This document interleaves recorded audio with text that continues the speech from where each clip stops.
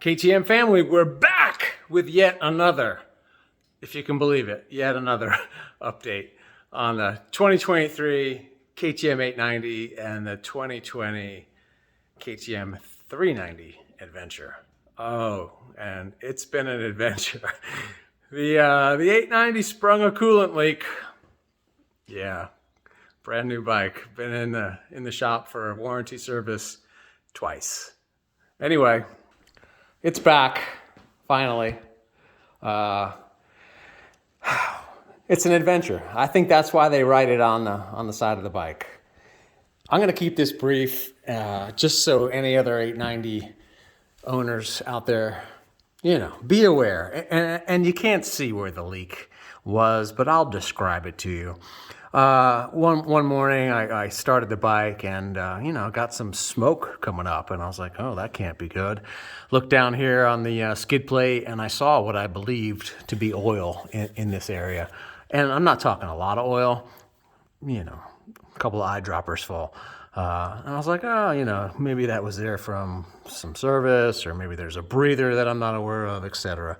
Anyway, kept an eye on it, let it sit overnight. Next day, look back there, and sure enough, there's a couple drips of what I believe to be oil down low. So I removed the skid plate and I looked up, and if you look behind the radiator back here, very difficult to see, but behind the radiator, maybe at this elevation, there is a coolant hose. Maybe it's a 1-inch hose. It's fairly decent size. And it has a hose clamp on it, and it goes into some sort of a, flange connection. And it was wet, and it was dripping what I believed to look like oil. Felt it with my fingers, and it was very slippery. Come to find out, they told me it was a coolant leak. But interestingly enough, the dealer had a very difficult time after I provided them pictures of said leak, demonstrating that the bike was leaking. In fact, they wanted to charge me $214 for their labor, which, of course, I didn't pay. I sent a nice letter to the owner of the dealership explaining to them their level of incompetence and my frustration after I did all of the hard work sending them evidence of said leak. Lo and behold, after they read that email, that very next morning, they were able to locate said oil leak. Well, coolant leak. And just so you know, I'm not crazy. Here's the diagnose the oil leak. After a test ride and a heat cycle, there was no evidence of a coolant leak. Okay. But after we let the bike sit overnight, per my recommendation, it has developed a coolant leak at the junction of the front of the engine behind the radiator. They repositioned the hose clamp, heat cycled it, etc., let it sit, no more leak. So that's the story. Second time in the shop for warranty service. The first time was the loose head bearing. Second time, coolant leak.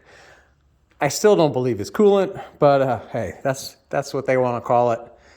We'll believe them. I've never felt super slippery coolant before. Anyway, we do have an update here on the 390. I gotta say, you may recall we removed the resonator, right? That's an aftermarket from Shift Tech connector pipe. It retains the catalytic converters.